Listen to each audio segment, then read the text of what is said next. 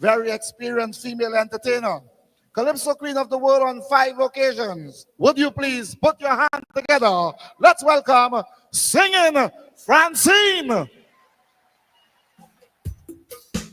Thank you.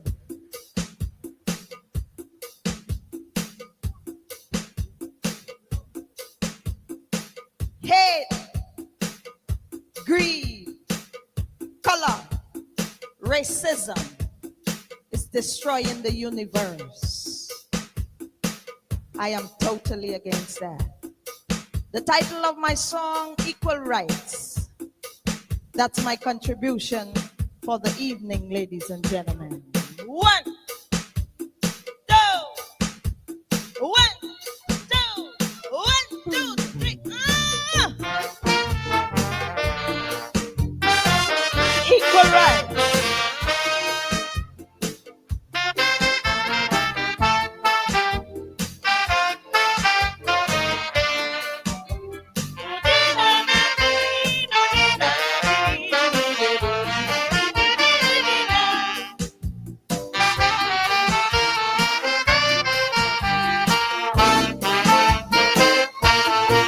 I've studied days and nights, I've studied blacks and whites on the question of equal rights. I say I studied days and nights, studied blacks and whites on the question of equal rights. Well, after careful consideration, meditation has brought me to one conclusion. The old, the young, the weak and the strong, only fighting a battle of equal wrong. Because everyone is born equal, with an equal right to be born.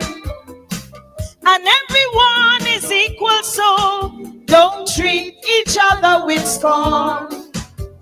The color of your skin doesn't mean a thing. Live and love and be satisfied. You already have your rights, so there is no need to fight. The right to live is the right to die. Thank you.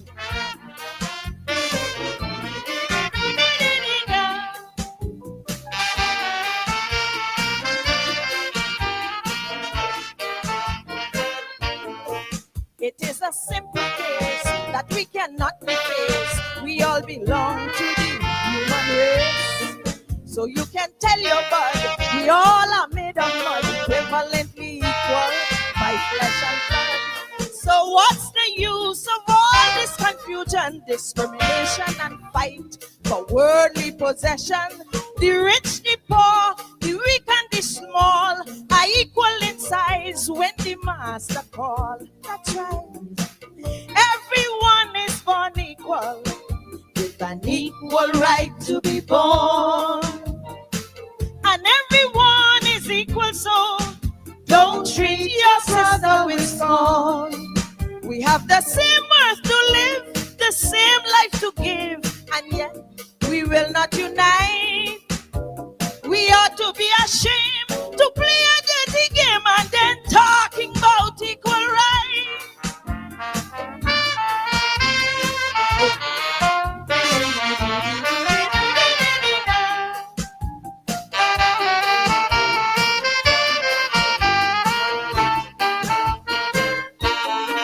Some folks may think me rude. Now I must conclude with those who show such ingratitude. The breath of life we share, the sun, the moon, and air are equal rights given to us here. We may not be the same in culture, skill, and name, or in habits, fortune, and fame. No matter who, why, what, when, and where. Now show me a man that's unequal here. Everyone is born equal, with an equal right to be born. And everyone is equal, so don't treat each other with scorn. No matter what you possess, well, you don't have to guess. The master said, let there be light. Someday you will agree. Just take time and see. Everyone has an equal life. Boom. Boom, boom.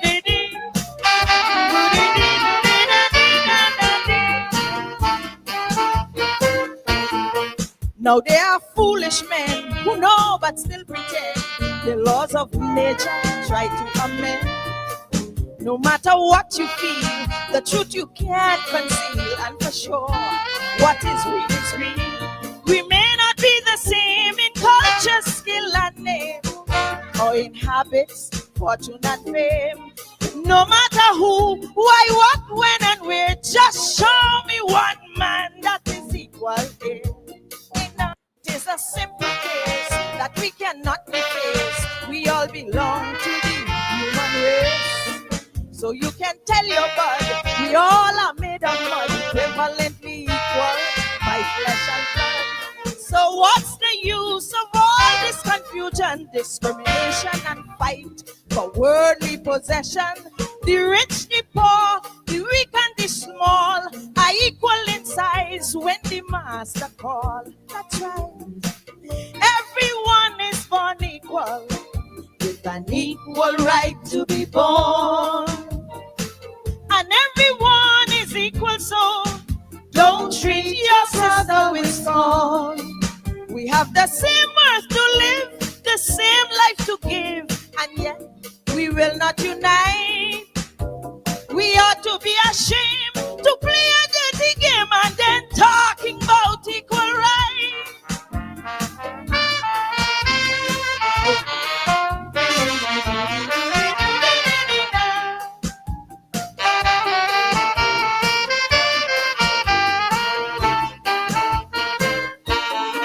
Some folks may think me rude.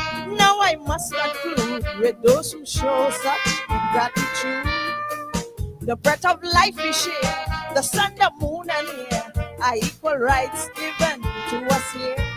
We may not be the same in culture, skill, and name, or in habits, fortune, and fame. No matter who, why, what, when, and where.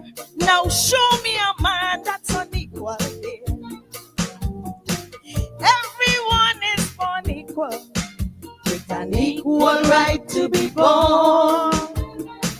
And everyone is equal, so don't treat each other with scorn. No matter what you possess, well, you don't have to guess. The master said, let there be light.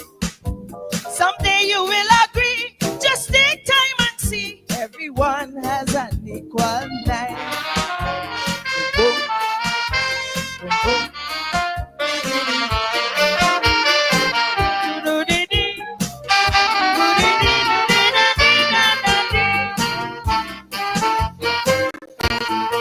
Now there are foolish men who know but still pretend the laws of nature try to amend. No matter what you feel, the truth you can't conceal, and for sure, what is real is real.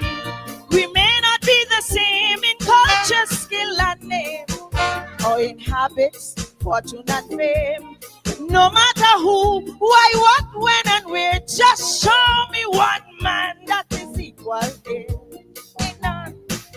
Everyone is born equal, with an equal right to be born. And everyone is equal, so don't treat your sister with scorn.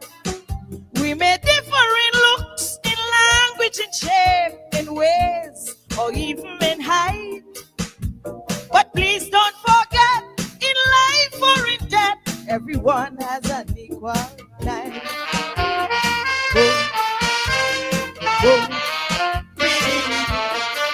Love is the answer. Love is the only answer. Thank you, ladies. Wow, singing Francine Edwards there. Singing Francine, still for me, the sweetest voice that Calypso's produced. Francine Edwards, show me a man that is unequal here. We may differ in name and shape and place and fame, but we are all equal. A plea there for equality on the principles of human dignity and human equality, and a little bit of Christian universalism there, Christian human rights. I'm a child of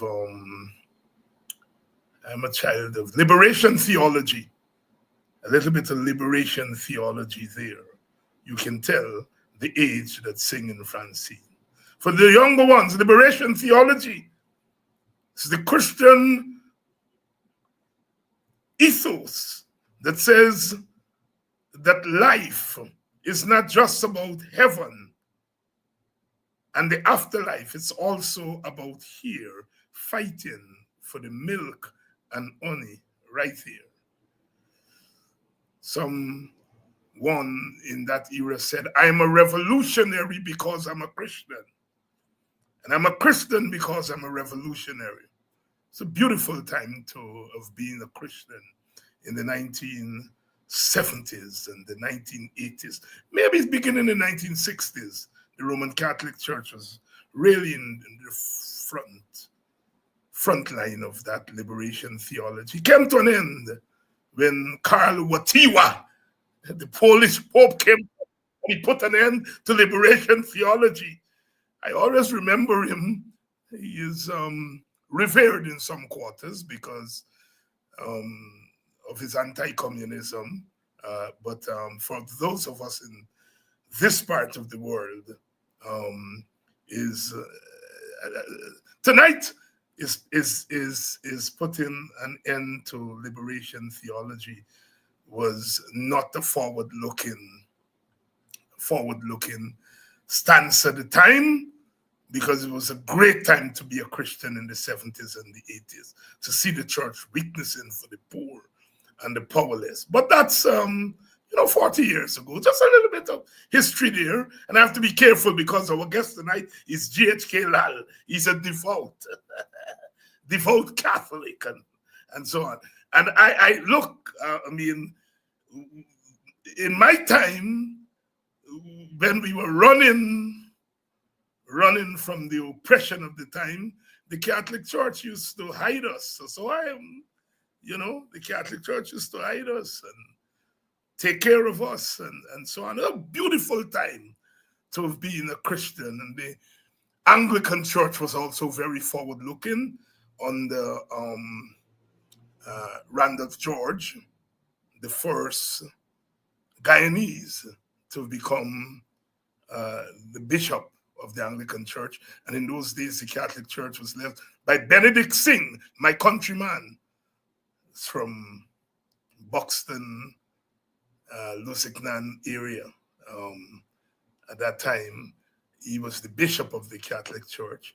It was a brother Field and Singh, Marcellus Field and Singh, who had become the leader of the United Force after Peter de Geer left politics. And the Singhs, they had Buxton connection. They went to Friendship Catholic, St. Anthony's Catholic school where I went, and so on.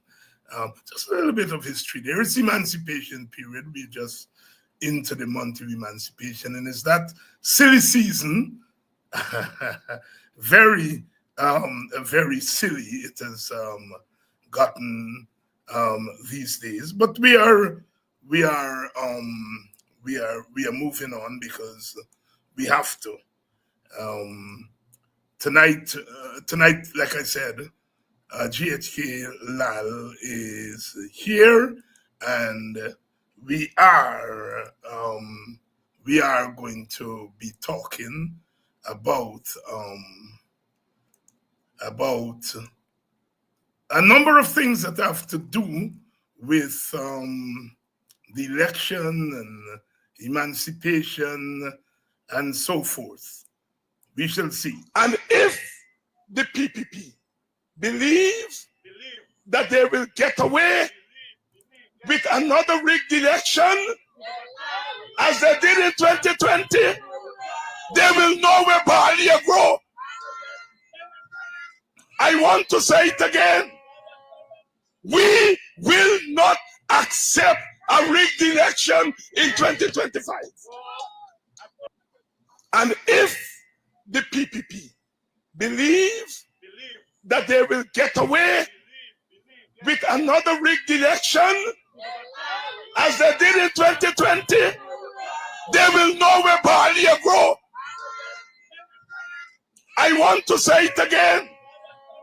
We will not accept a rigged election in 2025.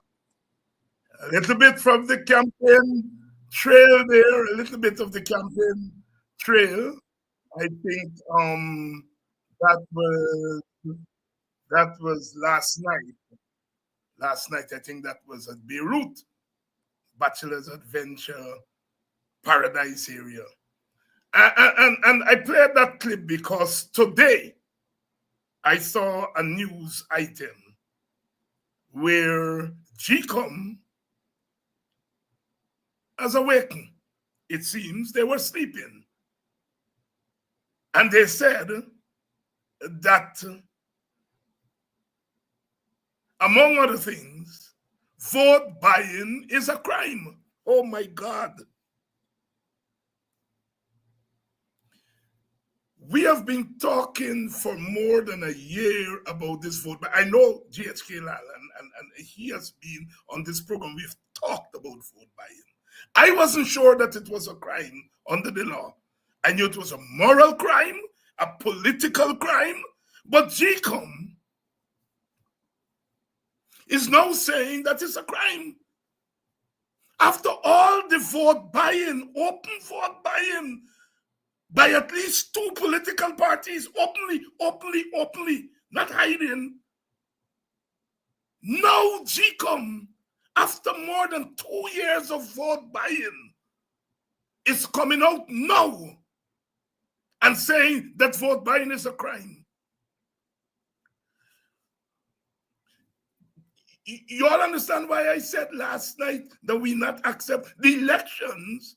If vote buying is a crime, then the elections have been rigged already. Only in Guyana. You wait until the election is already rigged, until the crime has already taken place. And now you're saying it's a crime. Young people coming to me, Dr. Hines, going to a rally now is like going to walk. It's like going to walk. Some of them saying, well, we know where the vote going, but bear with me, we're going to walk.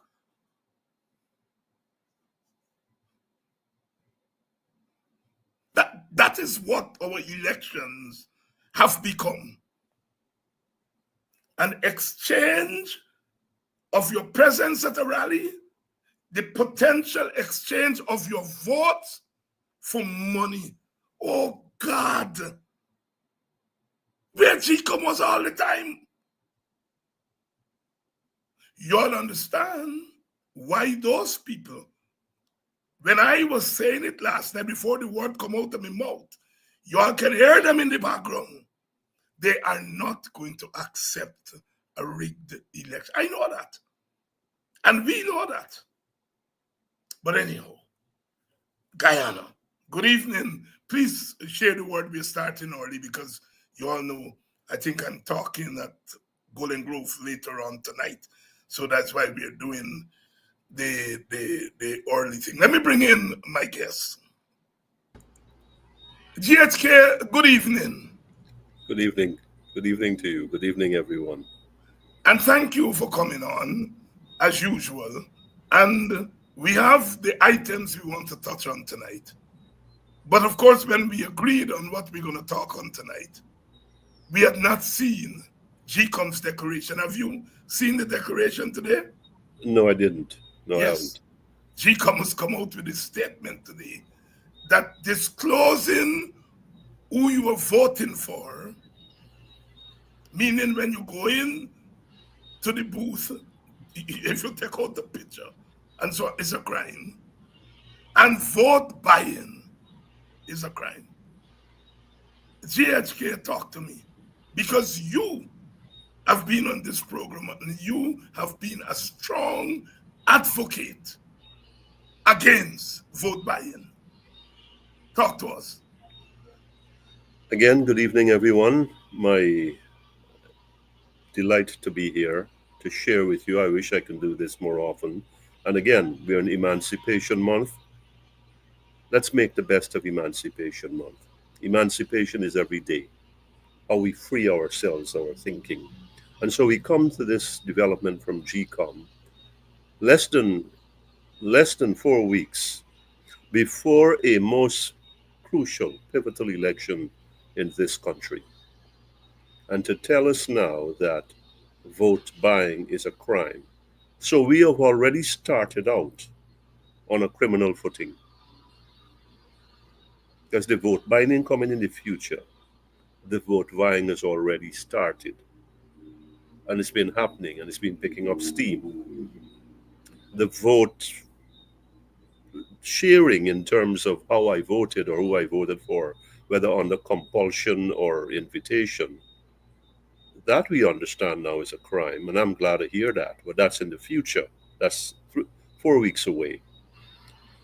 Vote buying. That's not the free exercise of this sacred franchise. That's coercing, influencing. That's, there it is. That's criminally, unethically, immorally, all those things you said, Dr. Hines, that taints our elections and steers the results into a territory that is not healthy for this country. We've got, I don't know where the opposition is going to, how it's going to react to this. I hear you already, and I can imagine Mr. Norton and Mr. Hughes. Now, what I like and what I was interested, what I heard just now, is that rigging, of which vote buying is a part, contributory factor in rigging, will not be tolerated. People can't take 5 more days of this thing, much less 5 more years of what has been happening here. And vote buying is intended, the objective is to perpetuate the criminal activity that has been going on, the discriminatory activity that has been going on. And vote buying is, that it should be outlawed. Look, it's right there. Anyone who commits to pay a fine and serve imprisonment of 6 months, etc. Now that we know that, I didn't know this. I did not know this. You kind of took it for granted. You hope that it is not so. I wonder what GCOM is going to do about it. Look, because of the absence of biometric, because we have a fantastic voters list, fantastic in terms of how it's bloated, and now we have this development about vote buying coming out of GCOM's craw. What is the objective here? First of all, this entire electoral process up to this point is tainted, Dr. Hines. Viewers, it is tainted. It's not fair. The playing field is not level. Who has the money? Who has the money by the tons? And who has been splurging it? Your money really being recycled. So the playing field is not level. It's skewed against the non-PPP parties, the opposition parties particularly. And I think so. We are going into an election where rigging is already accepted. Well, not accepted. It's a part of the MO. But we cannot allow that. I think there are grounds even from now to object to whatever comes out of that election. GCOM here coming out at this 11th hour has me thinking, and you kind of make me rocked back for a moment there. I've said from GCOM, maybe it's the opposition saying this. But if it's coming from GCOM, what is the vision here? What are they trying to do? Why bring this out now? And I'm still struggling to wrap my arms around that. But it's good to hear that vote buying is a crime. And it gives you, Dr. Hines, and the opposition some heft here. What is GCOM going to do with it? And now, how do you reposition yourself in terms of being even more aggressive in terms of your exposure and the positions that you take? GHK Lall here tonight, reacting to the news from GCOM today. GCOM today, not me, not me. And now me says so. It's there on the screen. Vote buying is an electoral offense. GCOM. Any person who commits this offense will be made to pay a fine and serve imprisonment for 6 months. Persons convicted of this offense may also be prohibited from participating in future elections. The Guyana Elections Commission. What Those I of you who know, have not seen it or heard it, go ahead, go ahead. before you go forward, I notice it's not and or, it's and 6 months. That's right. It's and a fine and 6 months. It's pretty clear there to me. So they're taking this thing seriously now. I mean, it was always there in the books. That's right. Yeah. Yeah. And GCOM obviously is reacting to something. Yes. It must Yes. be that they must have detected, they must have heard, and they're now saying, look, this thing is an offense. And the thing that would be bad. You got to be big and you got to be bad. Yes, yes, yes, yes, yes. GHK, we are into the emancipation season. Emancipation Day was a few days ago, but we generally accept that the month of August is Emancipation Month.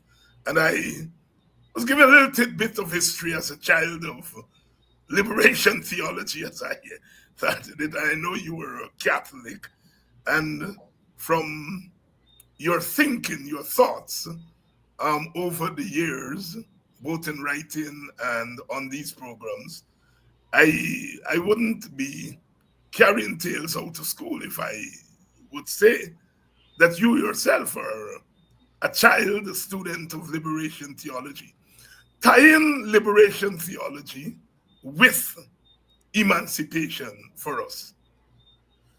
You're talking about the rights of man and the freedom of man.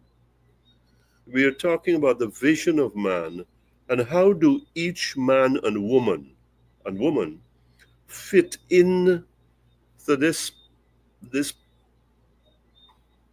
picture, this mosaic of justice, of truth, of fairness, of equity, of equal treatment, of equitable treatment.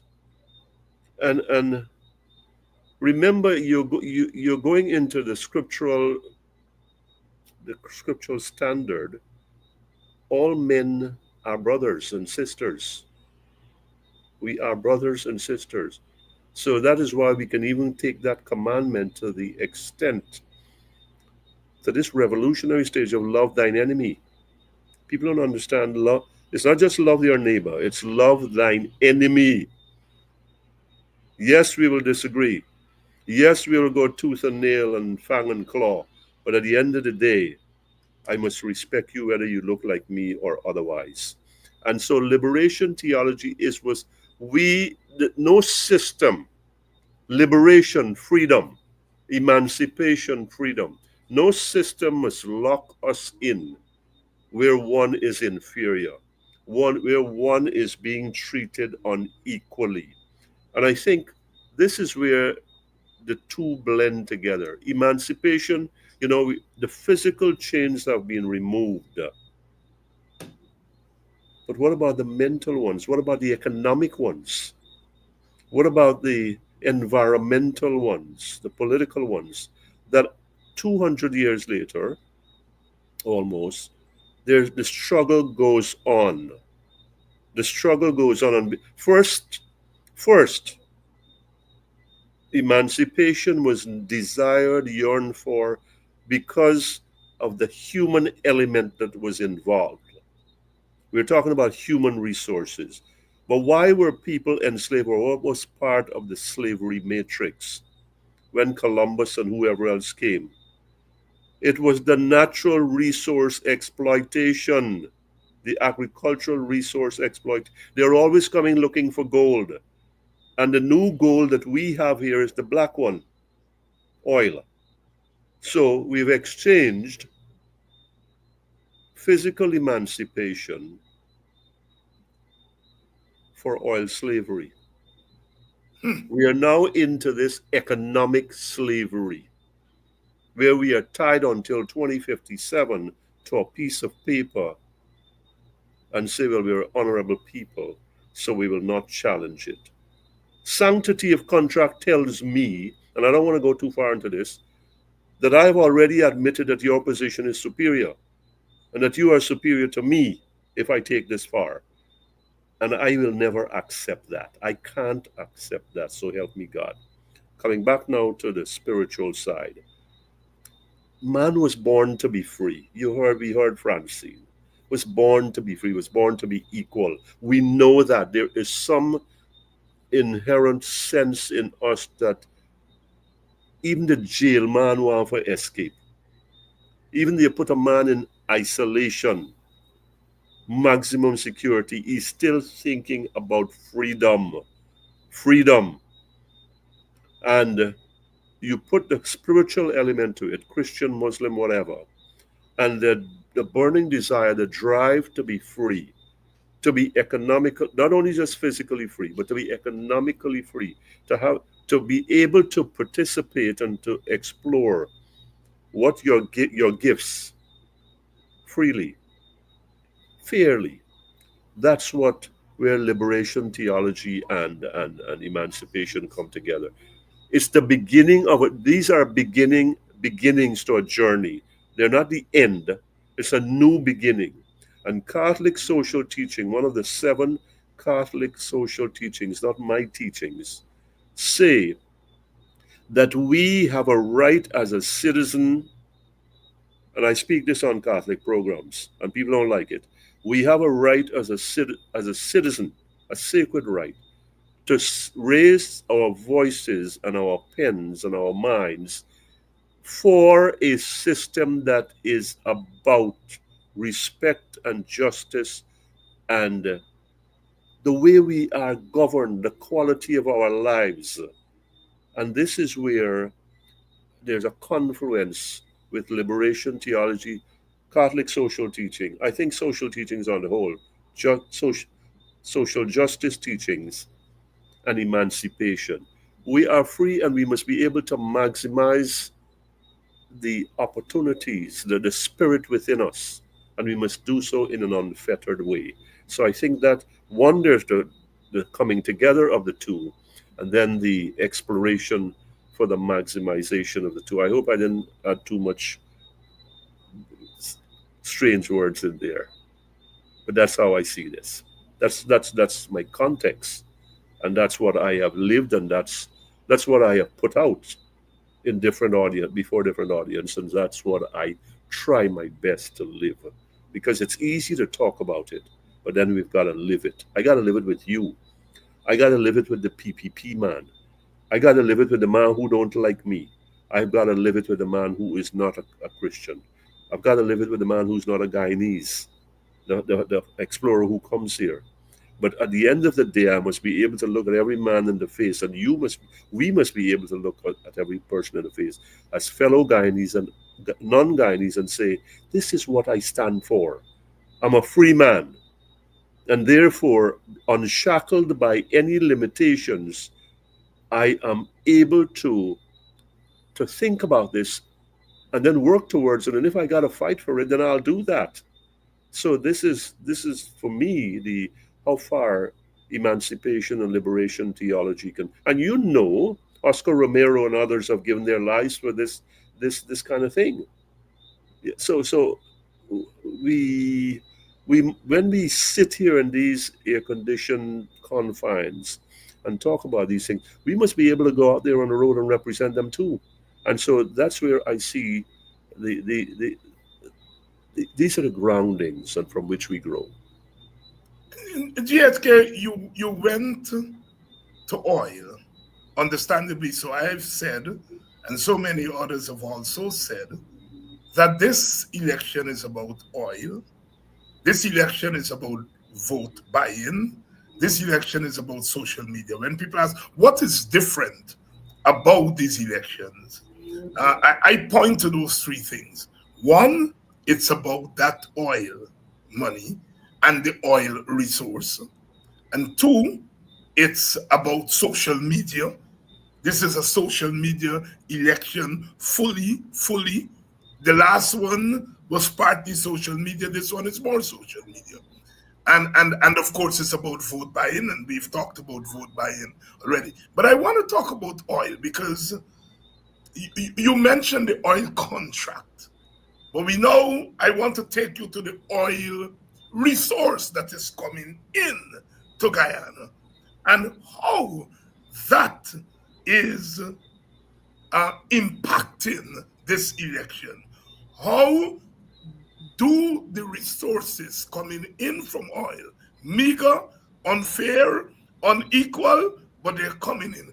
Talk to us from your perspective how they are affecting these elections negatively, positively, negatively, and positively.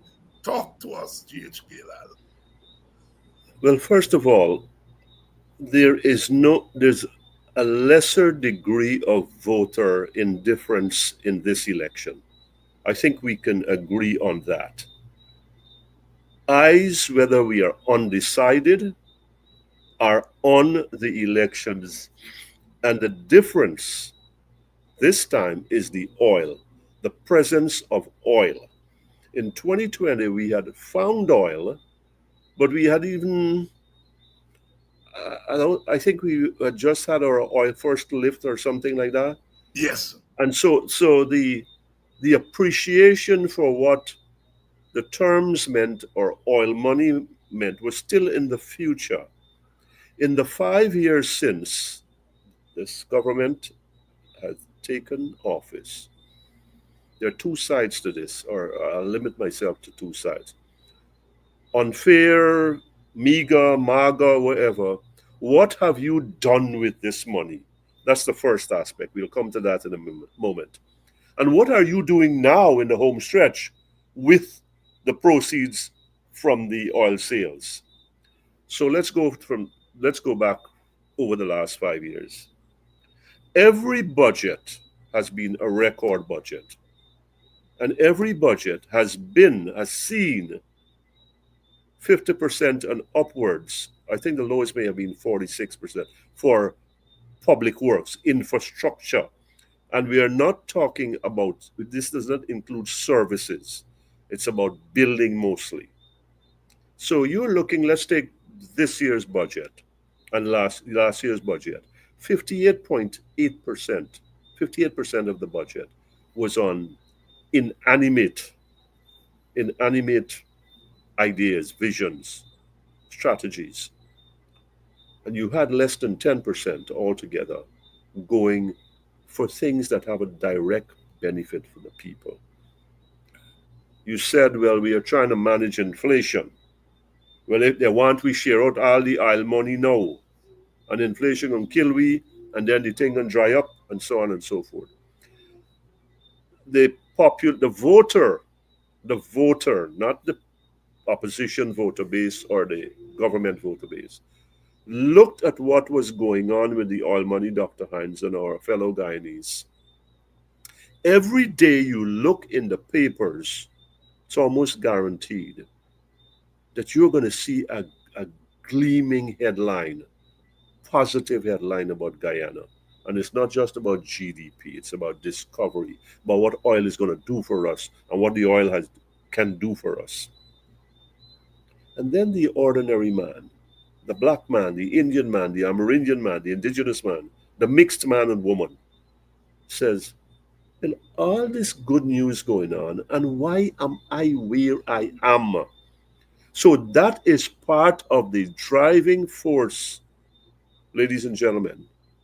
That is part of the a crucial element in this elections? Why is it that few, less than 1%, have partaken up to their eyeballs of this little bit of money? And we hand we begging as a pensioner, as a teacher we got go up on the road, as a public servant we passive, and the poor. And if you are from a certain area and you are known to back a certain group, you out. You gonna get not only separated, you gonna get kicked. You gonna get kept down. So all of this have percolated in the last 5 years. Now in the last couple of months, so that's the distribution of the thing. Because you got to spend to thief. You blow up the contract price, so you don't get a piece there. Then you juke the work. And so you get shoddy work and shabby work. And so some more money is there, and then the money is shared out. The villager, wherever that villager is seeing people who like him or her, and they are struggling. Cost of living killing. And they go, say, look at these statistics. Look what we do with gasoline and this subsidy and that. And people are saying we are hungry. We are hungry, and we shouldn't be hungry, not with all this oil money that we got, or that all these glorious news items. And the government itself saying so. So why am I punishing and punishing on a long-term basis? We come now to the elections, and the PPP is everywhere, and it got a Santa Claus bag. You want electricity? We can cut some of them now, right? We can do this and that. Promotions, and I think we can come to that. It can happen. Everything that couldn't have happened or most things that couldn't have happened in the last 5 years are suddenly they're feasible. They're not a problem. And so people are saying, well, how stupid do you think I am? How ignorant and dotish do you think that I am? So you can come here now and throw some money at me or make some promises at me when you had everything going for you, and now you expect me to fall in line and think of you in glowing terms. I must look upon you as though you is my benefactor and my savior, because you come with a mouthful of promises and maybe a gift or two here and there. You give me some rum for drink, or you give me some food for eat or something like that for the moment, and say more come from the or a was it $40,000 a month job. Here's the thing. The money is small, yes, but the pie has not been sliced properly. And when it's been sliced, the biggest wedge gone to the few. Call them what you want, cronies, cabals, friends, favorite family. Oh my God, the thing is so much that if you walk where the PPP walk, the elite, you fall on your face because the corruption is so thick, because it is so undeniable now. They ain't talking about show me the evidence no more. They are just telling you what they're going to do and what they could do and what they will do. So it comes down to the trust. You're on the campaign trail, Dr. Hines. Comes down to trust. In Burnham time, you had bauxite, and you could tell the people, and sugar. You could say, oh, world prices have fallen on the world commodity markets, and they feel everybody's struggling. You had a few who did well, but everybody's struggling. The pain is shared. The pain is felt. Now, oil is at $80 a barrel. It's been that way for a while. The money coming in, we don't talk millions no more. We're talking about hundreds of millions and billions, right? We're talking about $1 trillion budget. And yet, the more the budgets are record breaking, the small man, the multitude, to use a biblical term, the masses, to use a political term, are saying, well, where are they after 5 years? And this is what these elections come down to. Bauxite price could have fallen, rise, and we there. The Politics now is local, Dr. Hines, because it is impacting me and not in a good way. And me is a poor East Indian, the many poor Africans, and the considerable number of poor indigenous people and mixed people. So you got this super elite that was rich already and got richer, and you got the poor who've gotten even poorer and who are struggling. And you got people got to beg for a raise. They got to go up on the street. They got to talk about air. I mean, you look at the Starbuck News cost of living thing is about, it's going on for over a year. And the government say, well, we're talking about inflation at this level, single digits, low single digits. And when you go to the supermarket or the market, every week the price gone up versus the week before. You do what you want, year over year, month over month. And Demerara Waves put out something from the Ghana Marketing Corporation. It's a government entity, not me own or you own. And comparing prices, things have gone up, and we're not talking about 10%. How are people living in this country? How are people living? And here's something for you, Dr. Hines, on the campaign trail and the opposition. What is happening with this minimum wage workers in the private sector that are getting $60,000 a month since I think it's April 22? How are those people living in this country that is one of the top oil producers per capita? This is what these elections are about. Whether you collect $1 or $1 billion, ladies and gentlemen, what have you done with it and who has gotten it? That is what these elections are about. Yes, social media and such, I understand in terms of its role and its influence, but this is about money. This election is about money.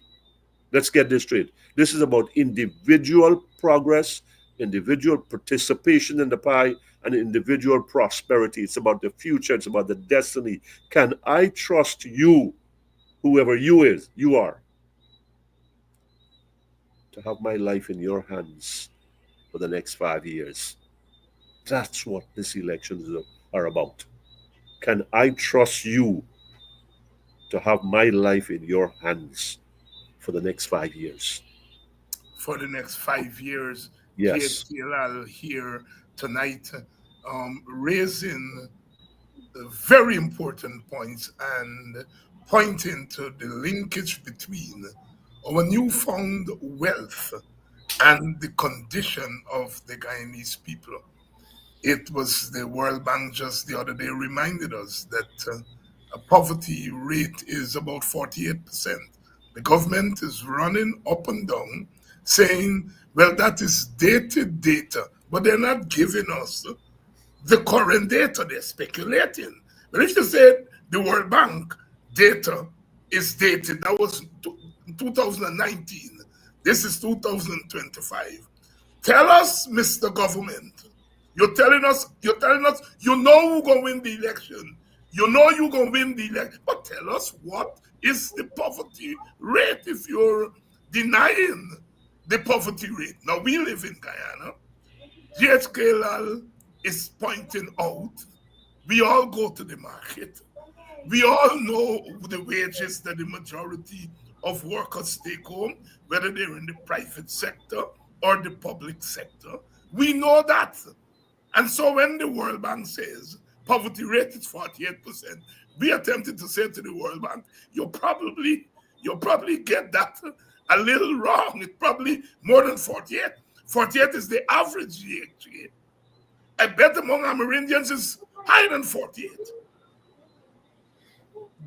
And so your points are well taken. This government has not used the oil resources to decrease the most important stranglehold on the people of this country, which is poverty. But GHK, I won't take you in another direction. But before we go there, Let's go. look at what prices, food prices. I ain't talking about wood.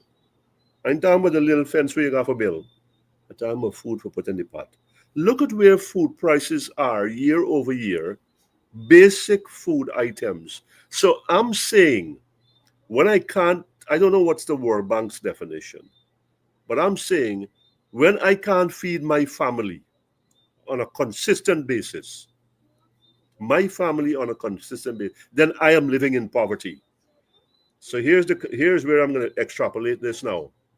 And because prices are rising, it means more people can't feed their family, or they're feeding the family still less. So they're gone deeper into poverty. So it is probabilistically, likely, I'm doing it double there, that the World Bank, if they had the real data, the real numbers to work with, that they can be more than 48%, because more people join the group there of Guyanese, because they're falling back all the time.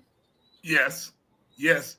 And of course, the World Bank is talking about $5.50 Cents. USD, which Mm-hmm. is what, $1,100 or Uh-huh. something to that effect. And you and I, we get wrong, and you can barely buy a sweet drink these days. The, Mm-hmm. the big sweet drink with $1,100. You Mm-hmm. know, you go and you buy a food. We're not talking about Chinese food because they're gone past $1,100. We talk about food where people set up their food stands and so on. I know when you buy a food is $1,200. I see the cheapest. Some Mm-hmm. places 1,500. So basically, according to the World Bank, 48% of our population can afford to buy even one meal, which is lunch. Mm-hmm. Because if they were to cook a meal for a family of 3 or 4, it will go way past $1,100. But let's say a man is a bachelor, right? And he buying a food. A food is 1,200, 1,300. When he done buy the food, he in debt. He in debt. According to the World Bank. Mm-hmm. No breakfast, no dinner, no snack. All right. And so he's constantly in debt, or she's constantly in debt on a daily basis. Or you barely could buy the food and go and split it home Mm-hmm. in the fastest growing economy in the world. In an economy that the World Bank has classified Guyanese as what kind of income? High income. High income. High income. That, sisters and brothers, is what the PPP is peddling. We've been spending on this. Well, as GHK tell us tonight, take out the word spend and put thief, because you're spending to thief. You're spending to thief. So that is why people end up in poverty, because what you're spending not getting down to them. GHK, there's been a lot of talk about people showing up at rallies, and it's Guyana. And sometimes, I love this country, but sometimes I wonder about the elites in this country. So you have some African Guyanese turning up at PPP meetings, some African Guyanese turning up at Mohammed meetings, very few Indian Guyanese turning up at Mohammed meetings, far fewer turning up at APNU meetings. And some people are saying, oh, what a good sign. We are now having racial unity. And I hold my head. And I say, I know my country not that stupid and ignorant to believe what we are saying, what we are seeing is racial unity. But open the paper and it's in there. People writing letter and talking that thing. I said, well, it's me, a crazy. GHK, talk to me, Mike, talk to me. Are we seeing racial unity at these No, rallies? no, no. What what we are seeing are artificial circumstances. There. What we are seeing are forced circumstances.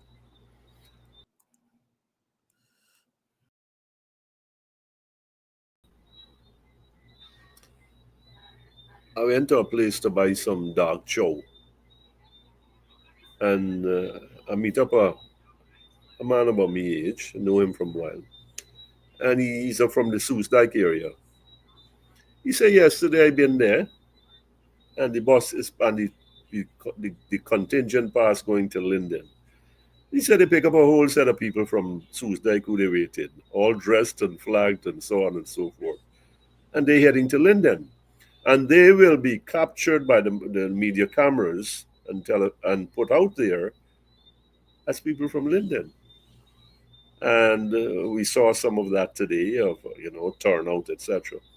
This country is polarized, brothers and sisters. I wish it weren't. People go. You ever go? When last you been in an airplane? Indian state of itself, African Guyanese state of itself. You'll have a couple of mixtures. You might get a man like me who does goatee way. Hey, how you doing? What happening? But people are guarded and they're keeping their space. And that exchange that should speak of a nation on the rise and a nation that is together is just not there.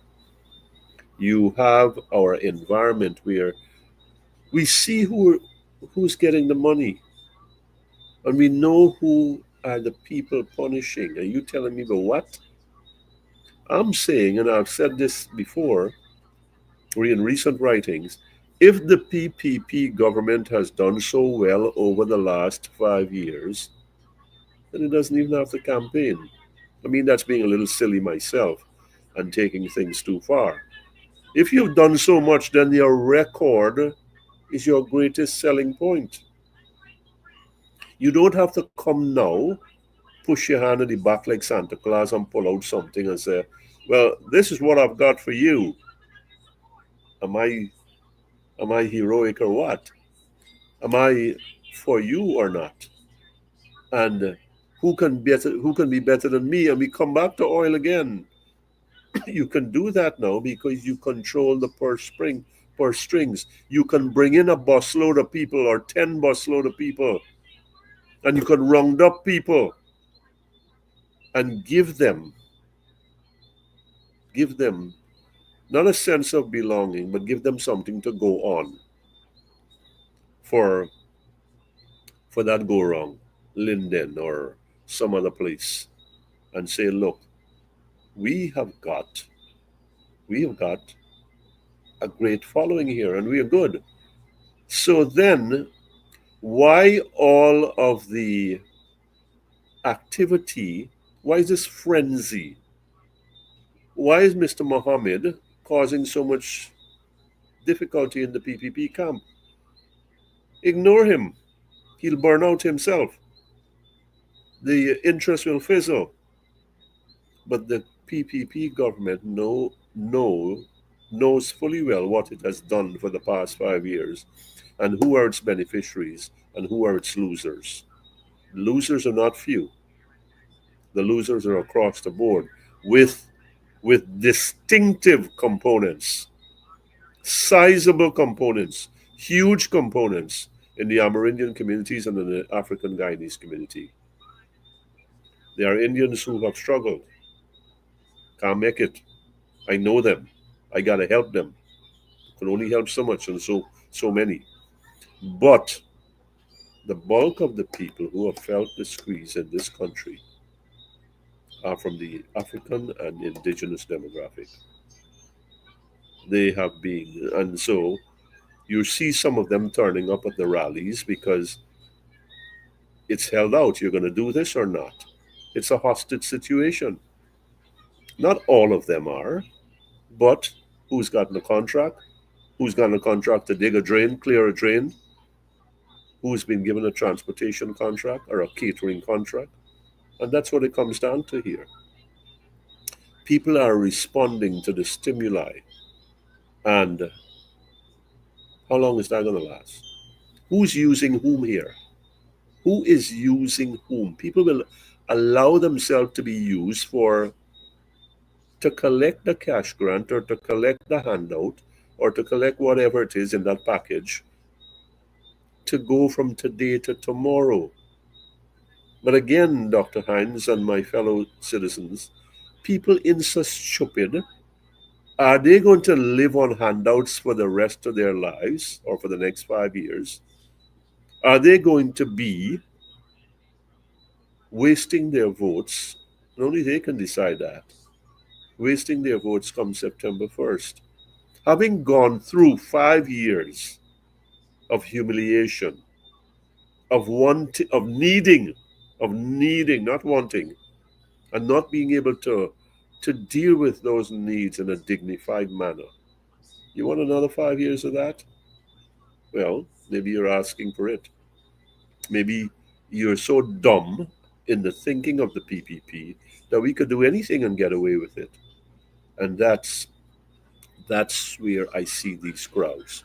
The crowds are going along because they have no choice. Some of the crowds, the Boston people, and we hear all these stories proliferating about what the PPP is doing here, what it's doing there. It's got the money that it didn't have before. It's got now, and it's splurging. And so people are asking themselves, why not before and why not now? And how come you got now and you didn't got before? And you were concerned about all these other things, all these pressures, inflationary pressures about you got to do you got to prepare for the 21st century. We are preparing for whatever century we are praying, 21st or 22nd, whilst our people are starving.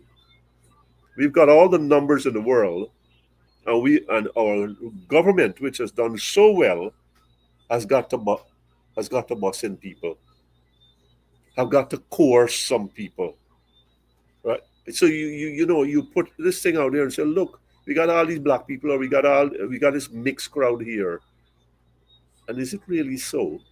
Is it really so? Some people have told me, why don't we got to go along, forget along? We got to play the game. We got to play the game. Well, when you when you push people to that state, that's where they go. That's how they're going to do that. And I said artificial or forced circumstances. You create that dependency. And we can keep this very, very simple. But you also create resentment because you've taken away my manhood. You've taken away that self-respect that I have. And I will either go along with it or I will rebel against it. And there's one way I can rebel against you: when I go in the voting booth.